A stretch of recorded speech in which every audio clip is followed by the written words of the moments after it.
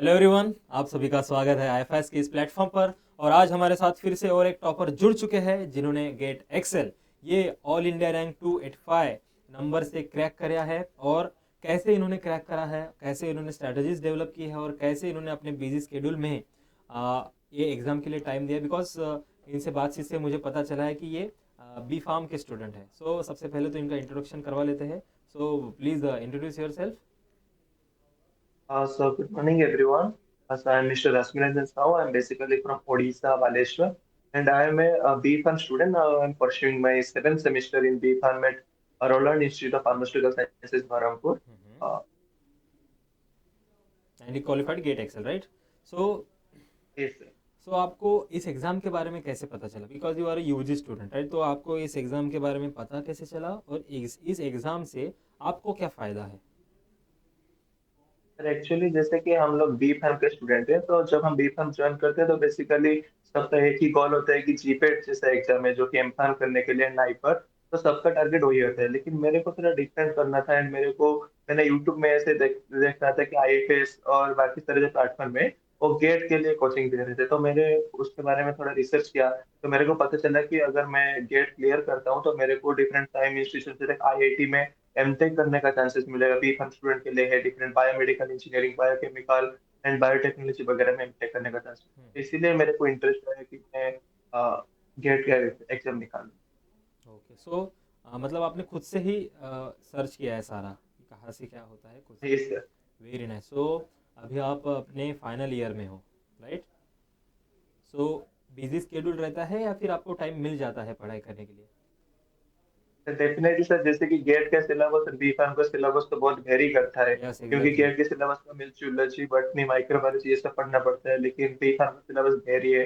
तो उसके हिसाब से टाइम निकालना पड़ता है। एंड फाइनल ईयर में प्रोजेक्ट वर्क होता है एंड बहुत सारे सेमेस्टर वगैरह भी होता है रिपीटेडली। तो कैसे बाकी लोगों को, जैसे जो बीएससी बैकग्राउंड से, जो फिर एमएससी बैकग्राउंड से, उनका लाइफ साइंस से थोड़ा लेना देना होता है। बट आप जहाँ से बी फार्म से आते हो तो बी फार्म में उतना लेना देना नहीं होता, होता है तो फिर भी वो थोड़ा बायोकेमिस्ट्री या फिर थोड़ा माइक्रोबायोलॉजी आ जाता है। बट बाकी सब्जेक्ट जो उनके लिए आपको एक्स्ट्रा प्रिपरेशन करने की ज़रूरत होती है। तो उस एक्स्ट्रा प्रिपरेशन में प्रिपरेशन करने के लिए आपने कैसे टाइम निकाला है और कैसे प्रेफरेंस दिया है उसको?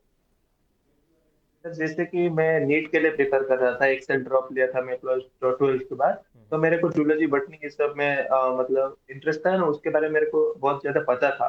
और मैं एनसीईआरटी भी कवर कर लिया था। तो जब मैंने गेट के सिलेबस देखा तो वहाँ पे जूलॉजी बटनी ये सब था एंड माइक्रोबायोलॉजी, बायोकेमिस्ट्री। तो मैंने यूट्यूब में सर्च किया कि कौन सा प्लेटफॉर्म में मेरे को ज्यादा अच्छा मतलब कोचिंग मिलेगा। मैंने देखा कि आईएफएस के प्लेटफॉर्म में सारे सब्जेक्ट के अकॉर्डिंगली वन सेट का वीडियो था एंड डिफरेंट एक्सप्लेनेशन वाला वीडियो भी था। तो मैंने वो सब लगाया यूट्यूब में। स्पेशली मैंने यूट्यूब से ही प्रिपरेशन किया है। तो जूलॉजी बटनी जो भी है और बायोकेमिस्ट्री, माइक्रोबायोलॉजी तो हमारे बीकॉम के सिलेबस में भी है, फिर भी थोड़ा ज्यादा डीप से पढ़ना पड़ता यस, है। एग्जैक्टली। तो टाइम निकालना तो जरूरी है उसके लिए। ओके। सो आपने गेट एक्सेल दिया है और इतनी अच्छी आपकी रैंक आई है, आप नेशनल एग्जाम क्वालिफाई कर चुके हो। तो how was the reaction of your family? And आप एक्सपेक्ट कर रहे थे कि इतना रिजल्ट आएगा, इतना अच्छा रिजल्ट आएगा? सर एक्चुअली मैंने तो मतलब गेट का जब एग्जाम देने गया तो बहुत सारे लोग बोल रहे थे कि गेट क्रैक करना बहुत डिफिकल्ट होता है। जैसे कि 29-30 जाता है उसका कट ऑफ। तो मेरे भी टारगेट था कि मेरे को बस क्वालिफाई करना है। लेकिन जब मैंने पेपर देखा कि जनरल एप्टीट्यूड जो था वो बहुत इजी था और मेरे को आ रहा था सब कुछ। मेरा पूरा का पूरा जनरल एप्टीट्यूड 15 से 15 आ गया था।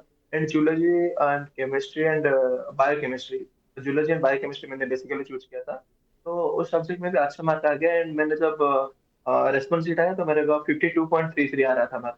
फिर मेरे को पता था कि मेरा अंडर 500 का रैंक आ जाएगा। फिर उसके बाद फैमिली में भी बहुत सारे लोग हैप्पी है, क्योंकि आईआईटी में जैसे जाने का एक सपना होता है सबका, राइट, राइट। आईआईटी से डॉक्टर जैसे। एक आईआईटीएन का टैग लगाना बहुत लोगों की मनोकामना होती है, exactly, because very prestigious institute है वो। सो बहुत अच्छे तरीके से आपने प्रिपरेशन किया है। सो मैं ये पूछना चाहता हूँ हमारे व्यूवर्स के तरफ से कि पीवाई क्यूज कितना मैटर करता है इन सारी चीज़ों डेफिनेटली सर, मैंने तो पूरा आईआईटीएस का जो बुक आता है पीवाईक्यू का लाइफ साइंस के लिए, वो बुक हमारे टीचर ने ऑर्डर किया था। हमारे कॉलेज के टीचर ने हमारे लिए स्पेशली लाइब्रेरी में वो आईएफएस का प्रिपरेशन पीवाईक्यू का बुक एंड लाइफ साइंस का थ्योरी बुक दोनों ऑर्डर करके रखा था। हम लोग वहां से पढ़े थे पूरा। तो उसके बाद बहुत बहुत मैटर करता है सर पीवाईक्यू। एंड थोड़ा सा कंसेप्शन होना है, और पीवाईक्यू में अगर देख लेंगे तो हो जाएगा आराम से। नाइस, बहुत अच्छा। इस प्रिपरेशन के दौरान आप ये कई सवाल गलत हो चुके, शायद गलत होते थे, है ना, प्रैक्टिस करते थे गलत होते थे, या फिर आपको कुछ कंसेप्ट समझ में नहीं आता था, तो इस दौरान आपको कभी लगा कि नहीं यार मैं छोड़ देता हूँ, मेरे बस की नहीं है, सीधा साधा सादे कॉलेज में जाके एम कर लेता हूँ, ये डिमोरलाइज हुए थे आप? सर एक्चुअली देखे तो डीमोरलाइज तो मतलब ऐसे कुछ कुछ सवाल नहीं बनते थे, क्योंकि जो केमिस्ट्री का जो एनएटी वाला क्वेश्चन है, एमएसक्यू वाला क्वेश्चन है, वो ज्यादा टफ होता था एंड राइट। दिक्कत देता। लेकिन सर कुछ अच्छा करना है तो उसके लिए मेहनत तो करना ही पड़ेगा, तो उसके लिए मैंने लगा कि नहीं, देखते हैं, हो जाते हैं तो अच्छा है, इसीलिए मैंने प्रिपरेशन भी किया था। And जैसे कि मैंने ज्यादा फोकस किया था जो हमारा सब्जेक्ट है कि लाइफ साइंस का, जैसे कि जूलॉजी एंड बायोकेमिस्ट्री माइक्रोबायोलॉजी, मैंने तीनों को अच्छे से प्रिपेयर किया था, तो उसके लिए मेरा अच्छा स्कोर आ गया। मतलब आप पहले से ही डिसाइड करके देख गए थे कि मुझे एग्जाम हॉल में जाके बायोकेमिस्ट्री और जूलॉजी चूज करना है? हाँ नहीं सर, मैंने एक्चुअली 4 सब्जेक्ट का पूरा प्रिपरेशन किया था, जूलॉजी, बॉटनी, माइक्रोबायोलॉजी और बायोकेमिस्ट्री। फिर मैंने देखा कि जूलॉजी तो मेरे को आता था, मेरे मतलब कोर सब्जेक्ट था जूलॉजी, तो उसको मैंने अटेंड किया। फिर मैंने देखा कि माइक्रोबायोलॉजी का क्वेश्चन भी थोड़ा बहुत इजी है, एंड बायोकेमिस्ट्री का भी कंपैरेटिवली इजी है, तो मैं उसमें से बायोकेमिस्ट्री को चूज किया, क्योंकि उसमें ज्यादा मॉलिक्यूलर जेनेटिक्स में क्वेश्चन आया था, जो कि मेरे को अच्छा लगा, और मेरे को कॉन्फिडेंस है कि नहीं, उसमें मेरा मार्क आ जाएगा। Nice, very nice. So at the end आपके तरफ से कुछ कंक्लूड करना चाहोगे, जो भी हमारे व्यूवर्स आपको देख रहे हैं, कुछ मोटिवेट हो, या फिर कुछ आपको उनको बताना चाहोगे कि कौन सी गलतियां नहीं करनी चाहिए? बेसिकली जैसे कि मैं बी फार्म के बैकग्राउंड से हूँ, तो बी फार्म के बैकग्राउंड के most of the student are go for the GPAT and hmm. NIPER. तो मैं उन सब के लिए बताना चाहूंगा कि जीपेट के नाइपर के बाहर भी एक दुनिया है, जो कि गेट के थ्रू हम एमटेक में जा सकते हैं, आईआईटी से हम अगर एमटेक करते हैं, जैसे कि बायोमेडिकल इंजीनियर, बायोकेमिकल इंजीनियरिंग, तो उसमें भी बहुत अच्छा सा फ्यूचर है। एंड उसके बाद गलतियां ये नहीं करना है कि मतलब जो भी एमसीक्यू क्वेश्चन है, उसमें अगर आप 100% कॉन्फिडेंट हो तो अभी अटेंड करो, क्योंकि एमएसक्यू वगैरह में हो जाता है, उसमें मतलब गलती होने का चांसेस है, फिर भी नेगेटिव मार्किंग नहीं है। नहीं है, तो यस। जितना ज्यादा नेगेटिव मार्किंग को आप अवॉइड करोगे, उतना ही ज्यादा आपका मतलब स्कोर आएगा। तो एमसीक्यू वाला पार्ट एंड आपका कोर जो सब्जेक्ट है, उस पे आपको कंसेप्चुअली स्ट्रांग होना है, फिर आपका आ जाएगा। एग्जैक्टली, बिकॉज एमसीक्यू में निगेटिव मार्किंग नहीं होता है, तो उसको आपको थोड़ा देख के करना है।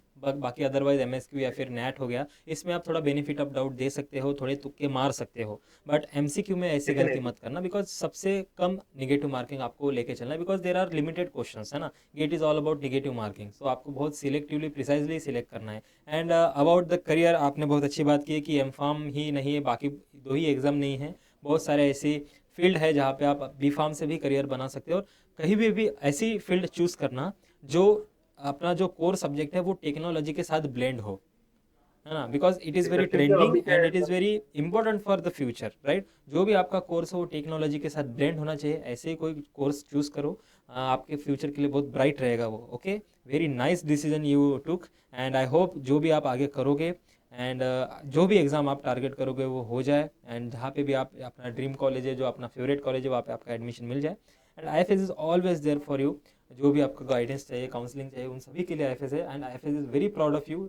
आपने इतनी अच्छी रैंक लेके आई है, and you should be very proud of yourself, and thank you for your precious time. Thank you so much.